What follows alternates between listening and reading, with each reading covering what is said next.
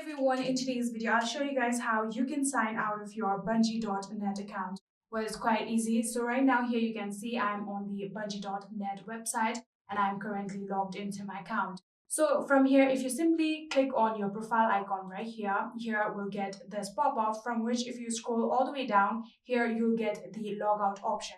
But here you can see I cannot find that option because my screen is too big. You can simply minus your screen if you can't find that option. Just like this, control plus a minus. And here we'll get the sign out option. Keep on minusing your screen just like this until we get the sign out option right here. So in here you can see this is the sign out option. Simply click on it.